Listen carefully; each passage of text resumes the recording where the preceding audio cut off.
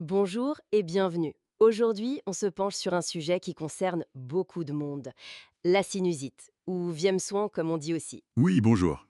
C'est un sujet intéressant parce qu'on va regarder ça avec deux paires de lunettes, si on veut. Exactement. On a des documents qui nous parlent de l'approche de la médecine occidentale, la TI, Mhm, et celle de la médecine traditionnelle orientale, la DONI. tout à fait. Deux visions du monde, presque. Alors allons-y. L'idée, c'est de comprendre un peu comment chacune voit les choses, les causes, les symptômes, et puis bien sûr comment on traite ça. C'est ça, et c'est la comparaison qui est riche, je pense. Ça nous aide à avoir une vue plus complète, peut-être plus nuancée. Bon, commençons par l'approche occidentale, la plus classique pour nous peut-être. La sinusite, c'est quoi exactement pour l'ATI? De façon assez directe, c'est une inflammation. Une inflammation des muqueuses qui tapissent les sinus, ces cavités qu'on a dans les os du visage. D'accord, et qu'est-ce qui provoque cette inflammation? Alors là, les causes sont variées. Très souvent, ce sont des infections, des virus, le plus souvent, comme pour un rhume qui dégénère un peu. Ah oui. Mais ça peut être aussi des bactéries ou même des champignons. C'est plus rare, mais ça arrive. Et à part les infections?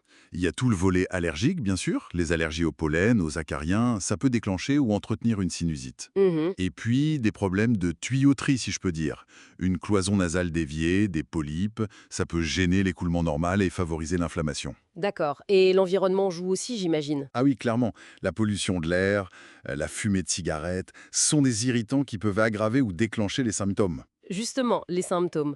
Comment on sait qu'on a une sinusite typiquement Le plus connu, c'est le nez bouché, la difficulté à respirer par le nez, souvent accompagné d'un écoulement nasal. Oui. Un écoulement qui peut être épais, parfois jaunâtre ou verdâtre, ce qui peut faire penser à une infection bactérienne. Et la douleur? Oui, cette fameuse douleur ou sensation de pression au niveau du visage.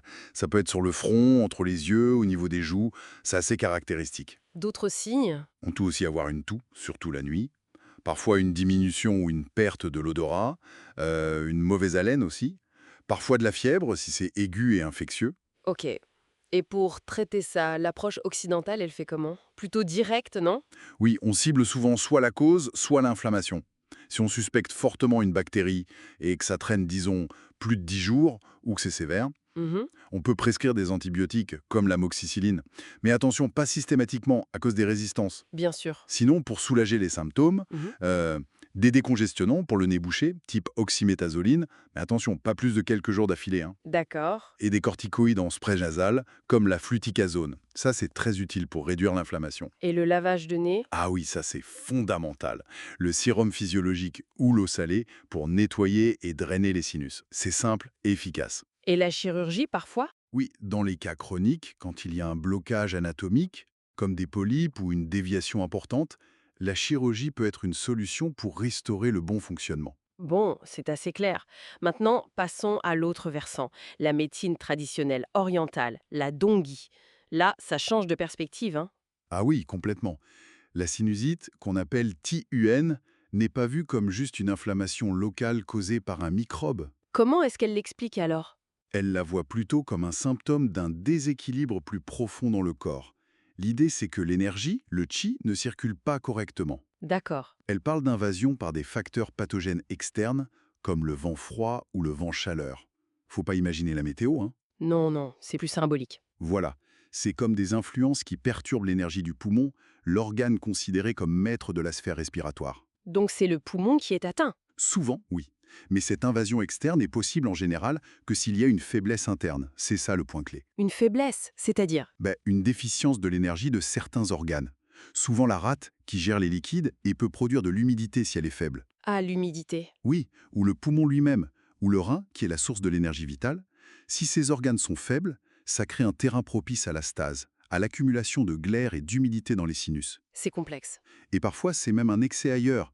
Par exemple, le feu du foie, une sorte d'hyperactivité énergétique du foie qui peut monter et agresser le poumon, provoquant les symptômes. Du coup, le traitement est complètement différent, j'imagine. Exactement. L'objectif n'est pas juste de déboucher le nez ou de tuer un microbe, mais de rétablir l'équilibre énergétique global. On traite le terrain Et comment on sait quel est le déséquilibre temps? en analysant très finement les symptômes. Un écoulement clair et liquide avec des frissons, ça va orienter vers un syndrome de vent froid. Ok. Alors qu'un écoulement jaune, épais, avec de la fièvre ou une sensation de chaleur, ça signe plutôt un vent chaleur. La langue et le pouls donnent aussi beaucoup d'indications. Fascinant. Et concrètement, les outils de la Tongi, c'est quoi? Principalement la phytothérapie. On utilise des formules complexes, des mélanges de plantes très spécifiques, adaptés au syndrome identifié. Des exemples?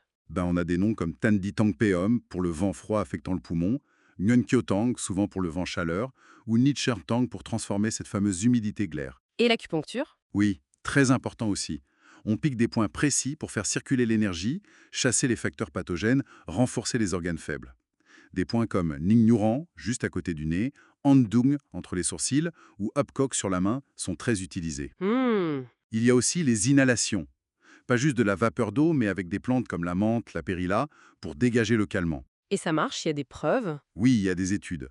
Les sources qu'on a consultées mentionnent par exemple une étude chinoise de 2020 qui montrait que l'acupuncture pouvait réduire les symptômes de sinusite chronique de manière significative, jusqu'à 70%. C'est pas rien. Impressionnant. Alors, si on essaye de mettre les deux approches en parallèle, qu'est-ce qui ressort comme grande différence fondamentale? Je dirais que l'approche occidentale est très ciblée.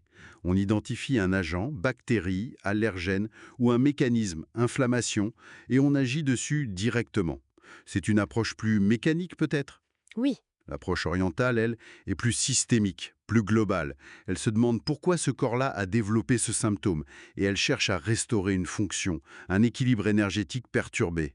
Avec des avantages et des inconvénients pour chacune, j'imagine. Tout à fait. L'occidental est souvent très efficace et rapide pour une crise aiguë. Le soulagement peut être rapide.